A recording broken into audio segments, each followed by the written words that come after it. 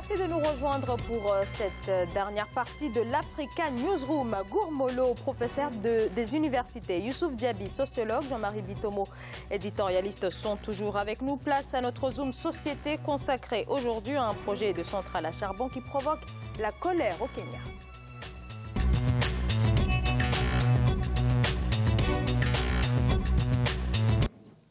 Lamu, au large de la côte nord du Kenya, devrait prochainement connaître un grand bouleversement. En effet, une centrale à charbon de plus de 1000 MW devrait prochainement y être érigée. Elle serait la première de ce genre en Afrique de l'Est, une centrale électrique. Hors de question, s'indigne la population et les défenseurs de l'environnement. Le projet rencontre en effet la controverse en raison des risques qu'il représente pour l'environnement marin délicat dans cette région balnéaire. Sharon Kamara fait le point. Les autorités kenyanes envisagent d'installer la toute première centrale à charbon de l'Afrique de l'Est dans la ville de Lamu, à environ 21 km au nord du pays. Le projet, qui se veut ambitieux, suscite pourtant de vives polémiques. J'entends beaucoup de gens nous dire que ce projet a quelques inconvénients. Ils nous ont expliqué brièvement que la centrale pourra conduire à diverses maladies. Le terrain aura des fissures. Nous ne voulons pas de ce projet parce que cela nous affectera dans une large mesure et nous ne savons pas à la fin quel impact cela aura sur chacun d'entre nous. Les activistes et organisations non gouvernementales se battent pour le développement de la ville de Lamu, mais aussi pour combattre les dangers qui pourraient nuire à la communauté. Leur objectif principal aujourd'hui est de bloquer la mise en place de cette centrale au charbon affectée dans leur région. Pour cela, ils organisent des réunions et des campagnes d'information mensuelles afin de débattre des rapports d'experts sur les centrales au charbon ainsi que des avantages et inconvénients d'un tel projet dans la région. 75% des habitants de Lamu sont bien informés sur le projet de charbon et la majorité d'entre eux sont en faveur de notre lutte contre le projet. Ils en connaissent les effets et pour confirmer leur soutien, 95% de la communauté a signé notre pétition contre le projet.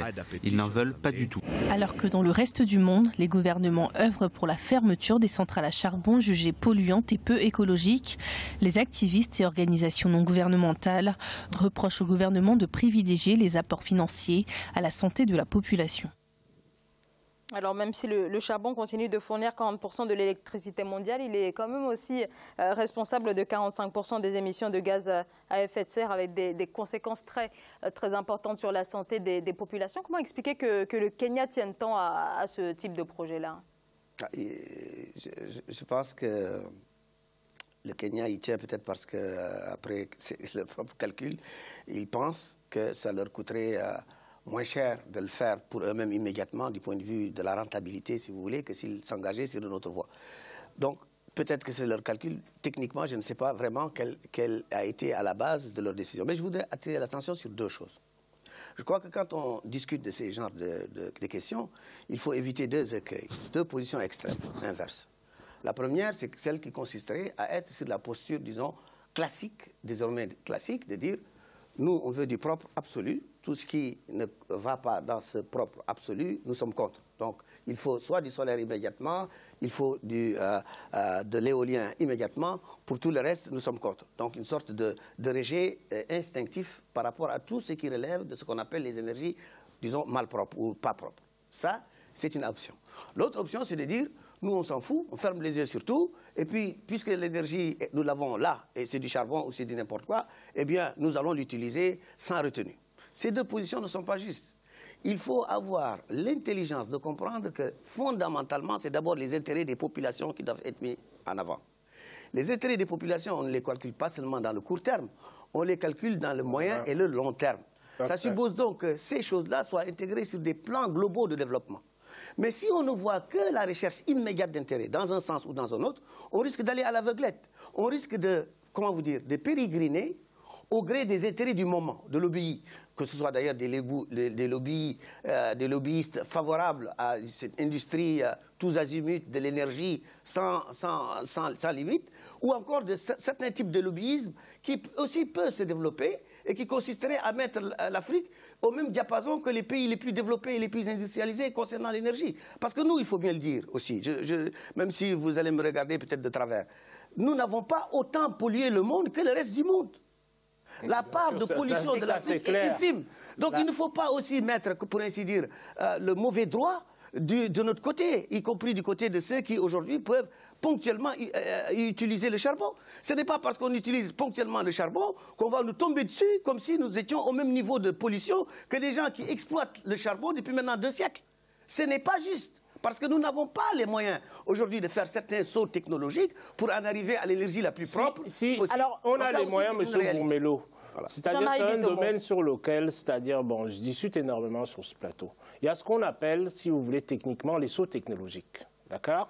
Bien sûr. Nous ne sommes pas obligés d'utiliser le charbon. Tout simplement pourquoi? Parce que l'Afrique aujourd'hui, nous avons l'énergie la plus moins chère du monde, inépuisable en tant que telle. Vous avez parlé, c'est-à-dire d'un point là tout à l'heure qui m'intéresse, c'est-à-dire quelles sont les stratégies de développement, globaux qui sont posées. C'est ça la question qui se pose. Oui. Alors que ce qu'on va mettre pour construire une centrale solaire de 1050 MW, il faut avoir maintenant une vision de long terme. Et c'est dire qu'il vaut mieux maintenant. Moi, j'invite tous les pays africains à se lancer, c'est-à-dire l'énergie la plus abondante que nous avons en Afrique, c'est le solaire. Mais pourquoi aller maintenant? On est capable de faire ce saut technologique-là et c'est dire que passons maintenant, comment dirais-je, aux énergies solaires. Youssouf Diaby, pourquoi continuer à investir dans les énergies fossiles qui sont visiblement beaucoup trop coûteuses par rapport aux énergies renouvelables? Jean-Marie a évoqué l'énergie solaire. C'est ce que je voulais dire. Au fait, pour moi, je ne partage pas l'avis du professeur, ça c'est clair sur ce point, parce que la technologie, elle nous permet de pouvoir faire l'économie de certaines dépenses. Exactement. Voilà. Et donc, si la technologie, hier, en 1950, n'avait pas encore atteint un certain degré, qui avait permis aux Occidentaux d'utiliser le charbon, et qu'aujourd'hui, la technologie nous permet d'exempter le charbon, qui est d'abord polluante et qui est budgétivore, donc, et qu'on a une technologie qui est le soleil, qui est l'énergie renouvelable, et que nous avions cela, je pense qu'il faut que nous actions notre énergie et nos énergies et dans l'énergie renouvelable, dans l'énergie solaire, plus que dans cela. Voilà ce que je peux dire sur ce point. Je ne suis évidemment pas partisan de l'utilisation unilatérale du charbon. C'est par rapport à ce que vous avez posé au départ, chers collègues. C'est ce que vous avez posé comme hypothèse dès le départ. Il faut toujours une transition. Vous le savez très bien. Oui, oui. Il y a vous savez, le danger. Non, là, on est en train de construire. C'est pas. Je serais d'accord avec vous, M. Gourmello, si cette centrale-là était déjà en exploitation et qu'il fallait maintenant, si vous voulez, passer à une autre dimension. J'ai dit que par rapport au cas précis, particulier de l'usine X sur une zone définie du Kenya, je n'ai pas du tout de point de vue parce que je ne connais pas ce qui se passe là-bas. Je sais seulement qu'apparemment, d'après le reportage, il y a une partie de la population qui est contre. Je sais également qu'effectivement, cette énergie-là peut poser des problèmes du point de vue de la pollution immédiatement. Pas peu, on le sait même. Non, on le sait déjà. Mais laissez-moi pas le moyen. Alors, on va laisser terminer. Si je suis un dirigeant kenyan, j'ai aussi une autre perspective de vue que je dois incorporer dans mon raisonnement. Tout à fait. C'est de savoir, est-ce que j'ai d'autres énergies? Et la réponse est oui. Vous dites que c'est le solaire. Attention, attention, messieurs. Le solaire, madame, le solaire, ça ne fonctionne pas aussi automatiquement. Mais non. Est-ce que la question, c'est pas aussi de dire, est-ce que les énergies renouvelables, c'est moins cher ou c'est plus cher? Est-ce que c'est moins cher à quel terme? Est-ce que c'est moins cher immédiatement? Est-ce que c'est moins cher dans 5 ans? L'énergie renouvelable, non. Actuellement, c'est le mix. Pour ceux qu'on appelle l'énergie renouvelable. Le mix, je suis pas d'accord avec le mix parce que si vous voulez, qu'est-ce qui se passe en Afrique? En Afrique, on va nous sauf que, vous savez, les usines ne peuvent pas attendre. Les usines ne peuvent pas attendre. Non, les usines ne peuvent pas attendre. L'usine est en construction, chers collègues. Si vous n'avez pas de pétrole immédiatement disponible, on ne s'entend plus, messieurs, s'il vous plaît. Construisons une usine solaire à la place, c'est-à-dire du charbon. Moi, je veux bien. Alors, vraiment, c'est ce que je préconise. Mais j'ai dit, il ne faut pas tomber dans l'unilatéralisme. Non, c'est de l'anticipation. Alors, j'ai dit, attention, un mot s'il vous plaît. Youssouf Diaby, que j'ai très peu entendu. Voilà. Il vient de le dire, là, on est plus de la prospective. Là, on est d'accord. C'est ce que j'ai dit. Il faut avoir une vision d'ensemble. Merci, Youssouf Diaby. Voilà, en fait, ici, comme je le dis toujours, on est dans une phase d'investissement. Et c'est quel est l'investissement le plus approprié? Exactement. C'est de ça. Donc, l'investissement le plus approprié aujourd'hui, c'est l'investissement dans le soleil et dans l'énergie renouvelable. Et dans une énergie d'entretien, l'énergie d'entretien de l'énergie solaire n'est pas coûteuse par rapport à l'énergie d'entretien de l'énergie fossile. Vous savez que vous avancez trop. Par rapport aux destructions même. Par rapport aux destructions même environnementales. Vous savez que vous avancez un peu trop. Non, on n'avance pas trop. On a des études là-dessus. Effectivement, il y a des études. Nous avons des études c'est bien par rapport à cela que j'ai dit que vous avancez qui pèsent le solaire par rapport, si vous voulez...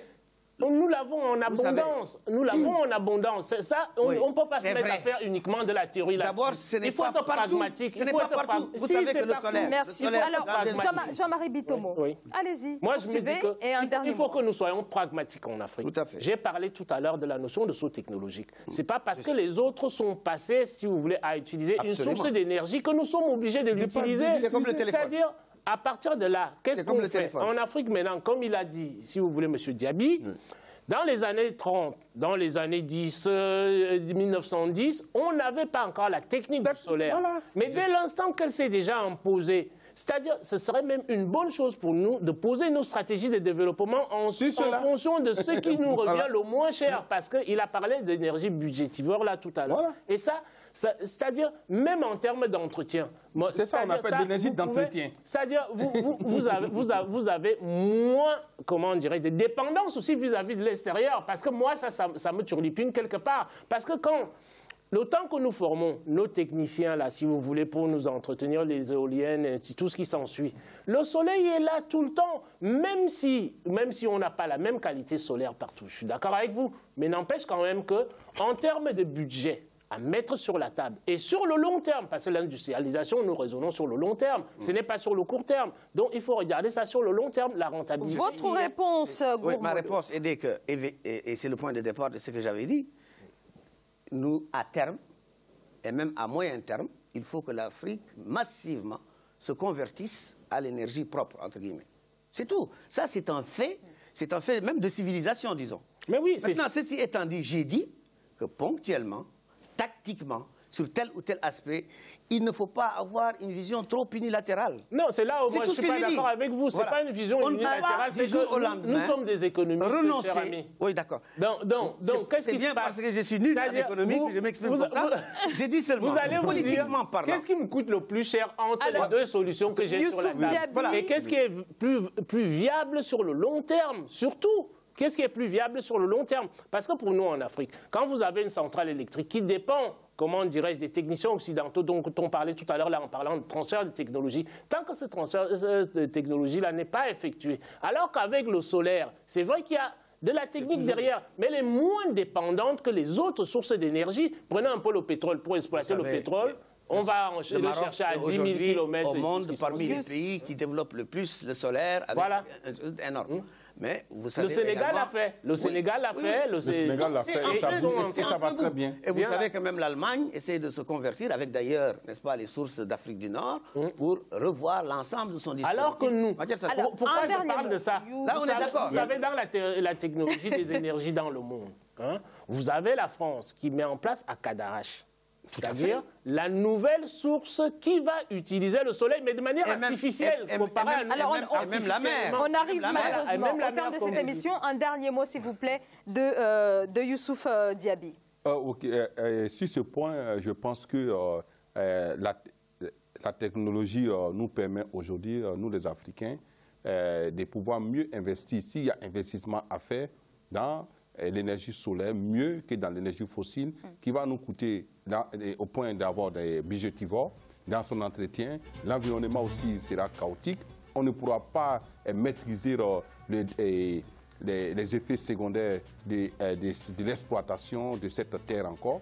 Parce que là, on va rentrer dans un cycle économique et financier toujours dépendant de l'Occident. Or, nous demandons à être dépendants. Et cette dépendance ne peut se faire que par la nature qui est le soleil. Vous voyez, Zara, il y a une dimension qui est importante dessus. C'est un foyer qui est classé patrimoine culturel de l'UNESCO. Et nous oublions toujours nos cultures. Voilà, encore un point, c'est-à-dire dont nous parlons toujours. Merci beaucoup. Il est évident que ces données-là spécifiques jouent un rôle fondamental pour les choix à faire sur le court terme. Alors, on arrive malheureusement... Parce qu'aller construire une centrale à charbon sur on arrive malheureusement patrimoine de au terme de cette émission. On arrive malheureusement au terme de cette émission. Merci beaucoup à tous les trois d'avoir participé à ce débat. Gourmolo, professeur des universités à l'Université du Havre, merci d'avoir accepté notre invitation. Monsieur Diaby, sociologue, merci à vous également pour vos éclairages tout au long de cette émission. Jean-Marie Bitomo, notre éditorialiste.